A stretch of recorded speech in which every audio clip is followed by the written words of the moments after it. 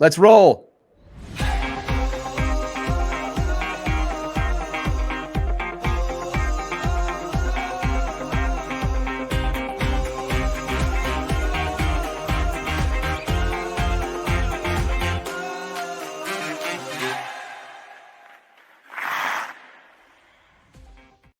Hey, everybody. Welcome back to the Hockey Wraparound Roundtable Extended Edition. We're here with Andy Sutton, 15-year NHL veteran, CEO of Verbero Hockey. We're going to have a really great conversation here. If you haven't already listened to the giveaway episode, make sure you go do that because that giveaway is going to be ending soon.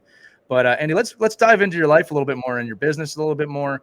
One thing I want to tap on, I wanted to have this right as the first question because I think this is really something that separates Verbero from the rest of the pack in terms of being innovative. Not just on an engineering part, but you have said many times and in many videos, Verbero is a team brand. Can you explain to us, the heart of that message?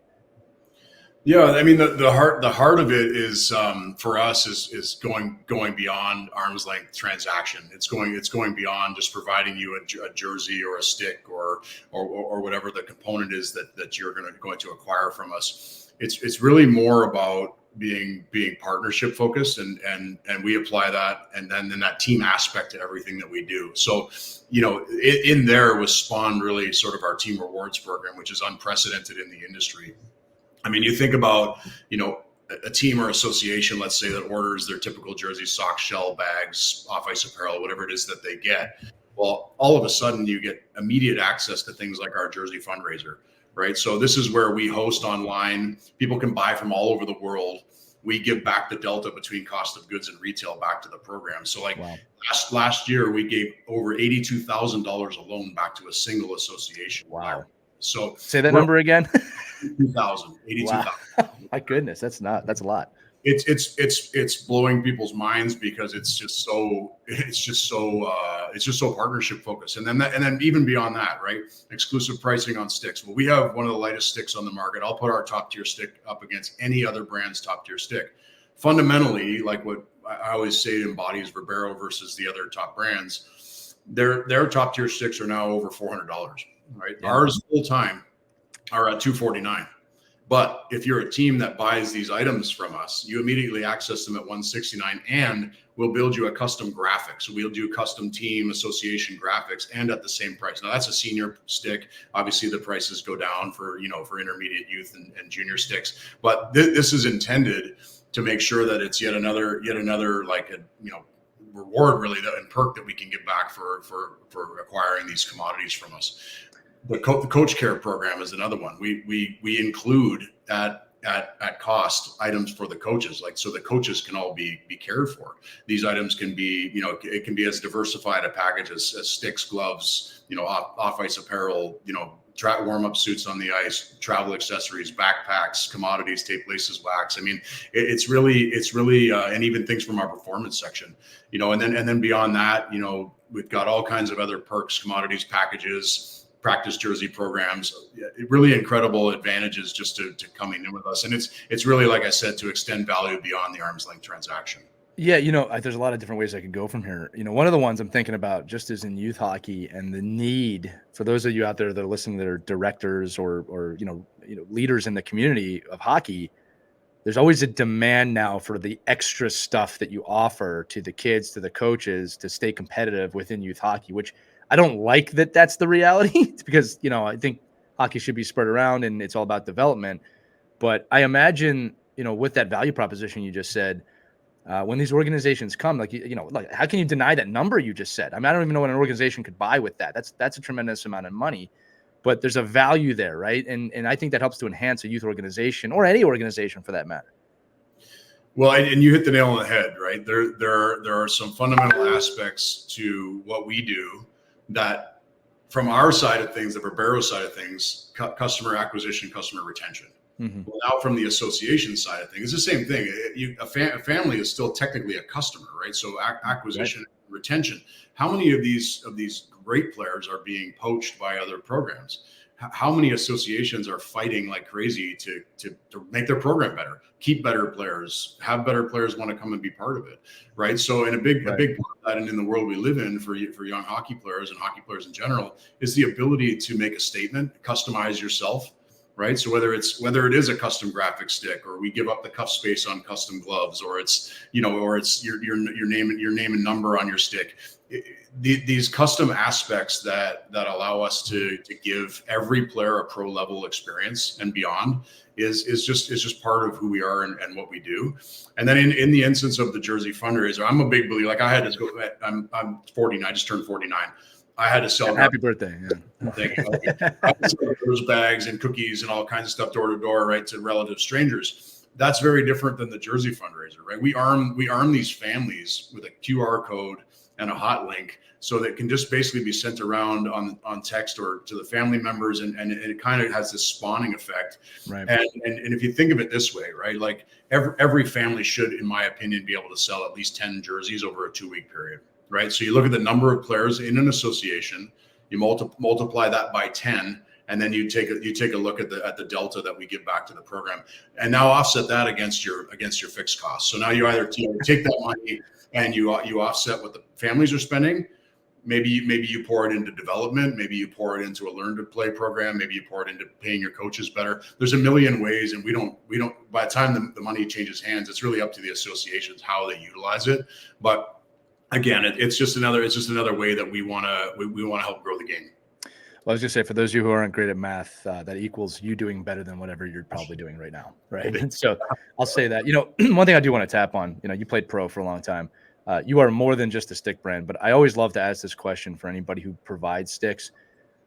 There's a technology to sticks. I don't deny that, but I always say, like, the player makes the stick, not the other way around, right? So that's not a shot. Again, it's not a shot at any technological aspect of a stick, but I think players get lost in that. Well, if I don't have that top brand, most expensive, going to break my parents' bank stick, I'm not going to be the best one out there. And it's just not true, right? Like, the player makes the stick. The player makes the stick, 100%. Now, that said, like, there's got to be there has to be a certain amount of innovation and performance and technology 100%. in that stick, and to be able to sort of stand in that category, and we have that. I agree. Yeah. So then it's like it's overcoming stigmas. Right. And if you really understand what it is you're paying into when you pay for the top tier stick from the other brands, I mean, you're paying into their CEO bonuses, you're paying into their ambassador program, and then the millions of dollars that they pay people to use their products. That's sort of a top-down marketing strategy that I personally don't agree with. Verbero focuses on the iceberg section that's under the water surface, and I say this all the time. All the other brands focus on what you can see above the surface, what they think is marketable, attractive, easy, sexy, and it's really all just to suppress retail, the retail environment. They keep suppressing retail, but all the while they're focusing on suppressing retail, which is dying, like, simultaneous. It's dying, right? And then we go direct to the players, to the family. Right. The associations, and we build partnerships, and we support them with, like, real value. Right. Well, what real value are you getting from Bauer and CCM these days? What real value are you getting from Warrior or Truly? What value are you getting? I mean, you're overpaying for everything fundamentally. And I tell this story a lot. You look at it like a top tier skate as an example. So a $200 retail skate versus, like, say, a $1,200 retail skate. The difference at the manufacturing level is like $50 to $80. Right. So why the hell should a family or a person have to spend $1,000 more for something that costs the brand $50 to $80? Well, it's crazy. It's absolutely asinine. You're paying that because you're paying to uphold their infrastructure, which is flawed. When really, like, it's the same way you guys have grown. It's very personal. It's very communicative. It's very supportive and very partnership focused. Yeah, speaking for Wraparound, look, I'm not going to say that there's no value in a high-level player using our product, but it's never been our focus, right? And we're a fan of our fans, right? And look, it's so cool to sit back at Wraparound and be like, okay, we've got people in Hawaii, in Europe, in Asia, literally in Africa, North America, all over the world, and we get to connect with them. And to me, that's always been the cool, special part of owning a hockey company. Is the interaction with the hockey community, right? And I don't care if you've been playing in an adult league for 2 months or you've been playing your whole life, you're welcome here. And I think, obviously, you're saying Verbero has that same mentality and that same push, plus the give back, right? Which again, our brand does the same thing, right? Like, we are all about giving back to that community because the community gives so much to us. in so many different ways and to each other. Speaking of that, so my company name is Hockey Wraparound. Pretty obvious what that means, right? It goes around the hockey stick. It works. I know Verbero is Latin for, let's just say, competitive and intentional action. That would be a nice way of saying it. Is there a story behind that name? I know you talked about it once before about just it totally echoes what you stand for. But talk to us about the name for a minute. Yeah, I mean, Verbero is Latin. I did not come up with it, but I would choose it again and again because it literally means to beat, lash, scourge, or drum. And in my mind, that means to defeat the status quo, attack the status quo. And I think in the hockey industry, there's a lot of antiquated thinking. And I like that. I like that because we're rooted in these foundational principles that we've already discussed on the show. And I love that. But at the same point in time, you don't have to forsake that to evolve the way you do things. Right. And that's important to understand. We uphold that. And then we figured out all kinds of ways to offset pain points, right? For example, team managers, everything that these volunteers have to manage to organize everything. Well, we've offloaded all of that.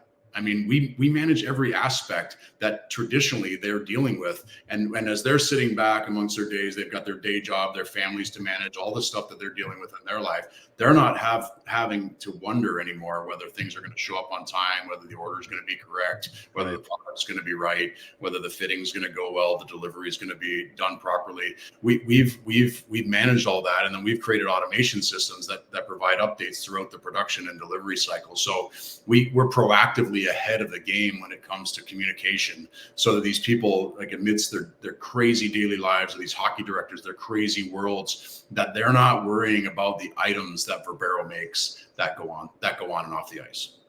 Right. And let's just give a shout out to all the team managers out there because they work so hard. And I've had, in my kids' experience, I've had only great managers, but I've also experienced poor managers, or I should say teams that don't work with the managers. So anything we can do to make their life easier. And hockey directors are totally the other world as well. Andy, I want to dive into your NHL career a little bit, if that's okay. You had a 4-year career at Michigan Tech before going undrafted into a full NHL career. We've been privileged to interview a lot of NHL players in the studio. We talked about this actually in the giveaway show, that we know work ethic has to be kind of voracious and unmatched. I think that's a given.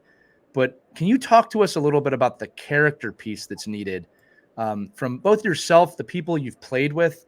Because I don't think we speak enough about that and what goes into that. Oh man, that's a crazy thing to analyze, because character is never ending. But at the same, and I had this conversation with my wife this morning. We have a 7-year-old son who's struggling with doing the right thing when no one's watching, right? And that's true integrity, right? So these fundamentals that are developed, and at every challenge and every obstacle, there's an opportunity. Right. There's an opportunity to grow, learn, evolve, and hopefully, when you're presented with that next situation, you've adapted that learning into a working construct that allows you to succeed to a higher level with every opportunity. Throughout the course of my hockey life, I mean, and I know that like Michael Jordan paraphrases this by how many shots he missed, right? Versus like all the accolades. We learn so much when we're challenged, when we meet adversity. And I'd say that, like, for me, the thing became more, the career became more about managing that, about managing the dynamic adversity that was ever present. And I feel like I've been able to bring that into my business and into my daily life. And I feel so thankful that I had all of those challenges. And, so many people would think it's all sunshine and glitter up there. And it's a job, and you're a commodity, and there's a lot of people who take a lot of ownership in who you are and what you do. And yes, they pay you well, but the career is short. My body's ravaged. I had 14 surgeries over 16 years, many, fractures, lacerations, soft tissue. Let's just say, for those of you who didn't watch, Andy, you put everything out there. Every game. I can say that, if someone who's watched you play, you put it all out there all the time. That is a compliment, if you will.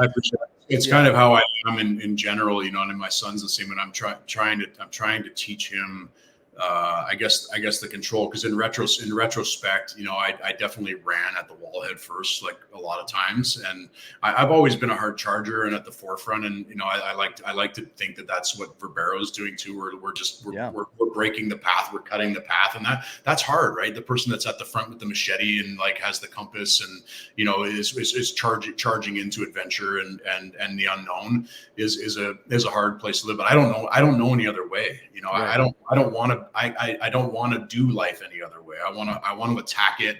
I want to do what I think is fundamentally correct. I want to evolve in the ways where I can have some relative control over it. And I want to be remembered for that. I want to be remembered for the ways in which I've carved a path that's hopefully meaningful and maybe in the end, has some meaning, especially, and I think about it as an athlete too, even as a person.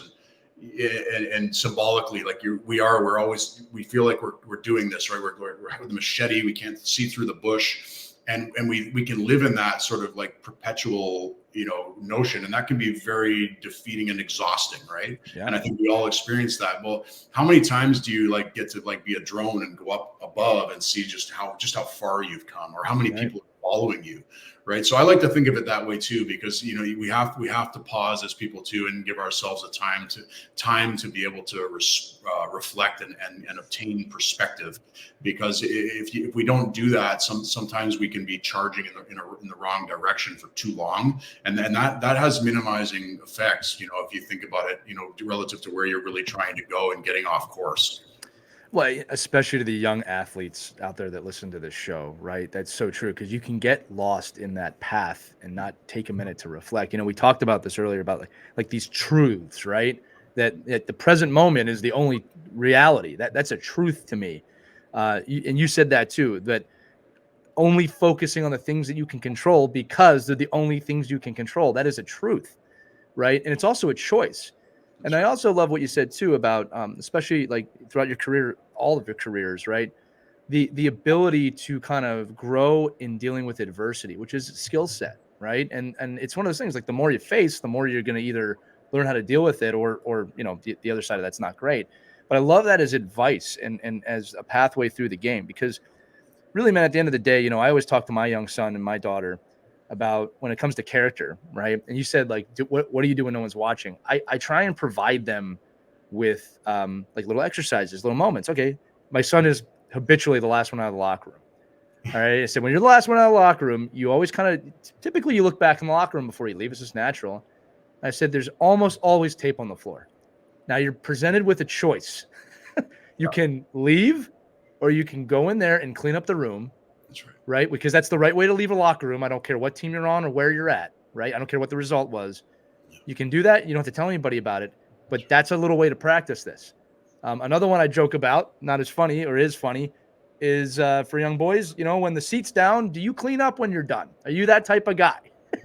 You know what I mean? And again, so I find these micro moments, and I explain, like, here's an opportunity. I always present them. You make the choice. Yeah. All right. Because I find that when I put that seed in their head, you do have to make a choice now. You can't ignore it because you're conscious to the fact that there's tape on the ground. Right. So for the younger people listening, that's how you practice. You're presented with situations like that all the time. A trash can knocked over. You missed the trash can when you toss something. I'm just giving someone doesn't put a tray away at a restaurant. Those little moments are abilities for you to practice. And Andy, as you said, you start practicing, you'll actually start finding bigger moments of character and bigger opportunities. And that's how you grow into that. Absolutely. And these things are they're so defining. And I think the underlying piece is like this thankfulness, right? One thing that I see is just a general lack of gratitude. Absolutely agree. If you have gratitude in your heart, if gratitude is a part of everything, whether it's our time together, and again, it's back to being present. Right. You're leaving the locker room, right? Well, there should be gratitude for the fact that you were able to be in that opportunity, that somebody was able to afford that for you, that you were able to linger in the locker room and connect and commiserate with your friends or whatever it is, that locker room experience. And then, if you are the last one to leave, you have an opportunity to leave that in a way that is respectful to the person that has to come in and pick up your tape or clean the spit off the floor, or whatever the thing is, right? Someone's got to do it, right? Like Someone's someone's got to do it. It also shouldn't be someone's job because they provide trash cans. Right. You're right. You're right on with that one. It's a simple exercise, but it says everything. Everything. And again, I always encourage kids to do that. Another one, talking about gratitude, because we're going that direction. I mean, look, there's levels to this, right? I've joked with people like, thank God it rains water on this planet. Like I'm thankful for that. But when it comes to hockey, one of the ones I see, especially in youth, and this has changed a lot, even in pro hockey from the athletes I've talked to, because the athletes I speak to from like the 70s, the early 80s had such a visceral hatred for their opponents. But that's the way things were back then, right? And I've taught my especially younger teams that we're going to compete against an opponent, and that should not stop you. But you should also have gratitude for the opponent, because no matter what happens, first off, we can't play without an opponent. Two is they're going to teach us something, win or lose, about ourselves, right? And then three, it's just a gift to be able to compete. And I remember when I started doing this, Andy, I was actually a little worried, like, maybe is this going to make me soft, quote unquote. I actually found it made me even more competitive, right? And it's made my teams more competitive because now they're not focusing on the other team as much. They're not focusing on the outcome. And they're starting to say, wow, I can compete and be grateful at the same time and understand that. In business, I feel the same way. This is going to sound somewhat cliche, but it's so true. There is not a day that I come to my office and I'm not thankful for the people that invest in the company that I have created with my friends. And when I go down, I still go downstairs to the warehouse, and my team can attest this, and I'll pack things. And I because I want to stay connected to that process, and I want to see the name on the sticker that I print out and understand, like, this is going to someone who believes in us, right? That all comes back to the game for me in the time that I played in the game, right? I'm a little more on a soapbox here, but I would love for you to comment on that. So there's no question, but just sharing that thought. Well, and it's the same for me, to be honest. I think to understand, to truly have gratitude, you have to have empathy, and therefore you have to have the ability to walk in someone's shoes. If not literally, you have to be able to do it mentally and emotionally. And that aspect is so fundamental to upholding the culture, because you have to have the same level of appreciation for the person picking and packing orders as you do for the person bringing in sales or setting up the construct of whatever it is you're doing, the people that organize it operationally, or whatever it is. We're all more similar than we are dissimilar. Right. And I think just from a leadership standpoint, you've touched on it a couple times. These things flow from the top. They really do. And, we need it in this country. We need it in our faith, and we need it in our camaraderie. We have to connect that way. And we need people to show us the way, that are carving the path, that teach us the right way. And then there has to be a trust and a knowing that we're not going to march off a cliff. Right. Right.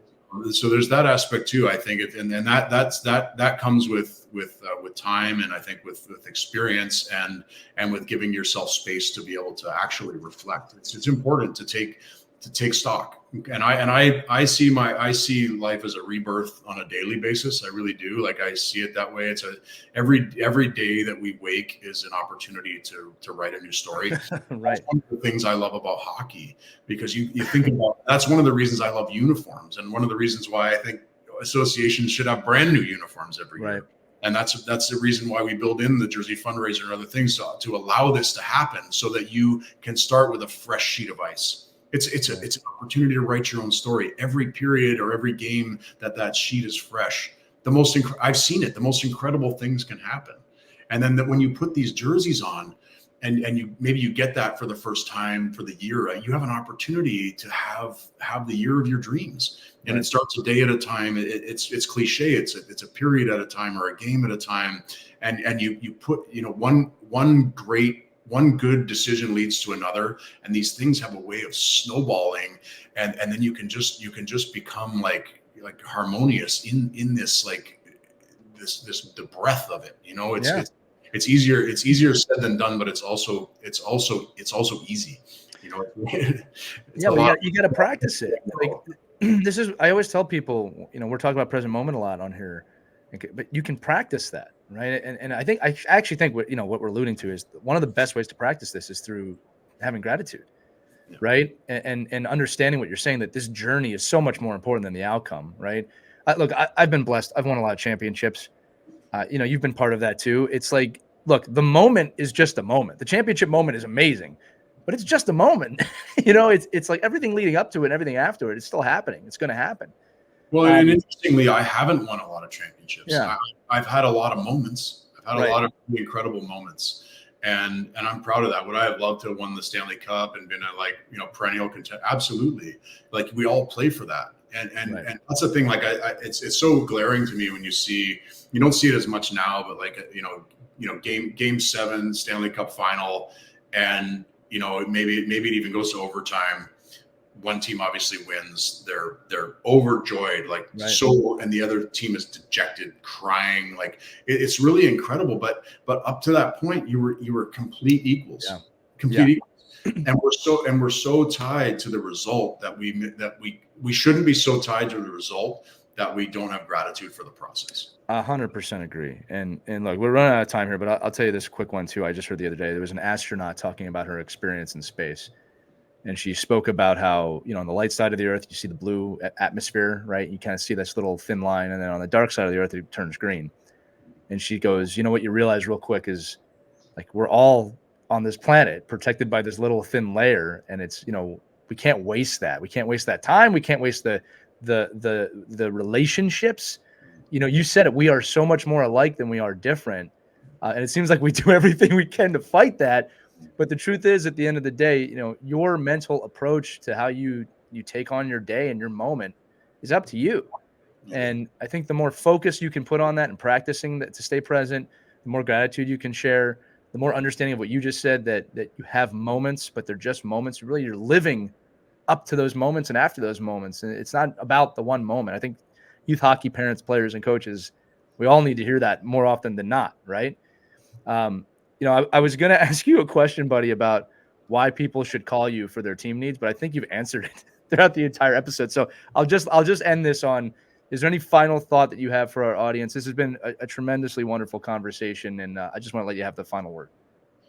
Well, look, I don't really know what to say. I mean, I think at the end of the day, we want to be a partner. We want to support. And in that regard, if you think of it this way, you can inherit a team of people that really care a lot, that have a lot of integrity, that show up when it matters, that put our best foot forward each day to try to advance the partnership. And whether it's marriage or friendship or business or being on a team, whatever, these core values are synonymous. And we work to show our value every day. And I think as people, like, we should think about it that way too. Like, what are we doing on a daily to bring value to those around us, to bring light, to bring perspective, to bring gratitude, to bring real value. I mean, and that's what I feel like we've brought forth in Verbero, and that is the underbelly that surrounds the products we sell. Well, I love it, man. And like I said, for those of you listening, you can't really argue with that. I mean, you have to check out Verbero Hockey. That's not a push. That's like, you got to do it now that you heard this man speak. It's just, if you're looking for a partner, check them out. Look, that is going to do it for this extended edition of the Wraparound Roundtable. And again, tremendous interview. Really loved every second of this. Thanks for being here today. Yeah, likewise. Thank you. All right. You can check out all the episodes again on Our Kids Play Hockey's podcast network, or check us out at hockeywraparound.com. Thanks so much for listening. For Andy Sutton, I'm Lee Elias. We'll see you next time on the Roundtable. Skate on it.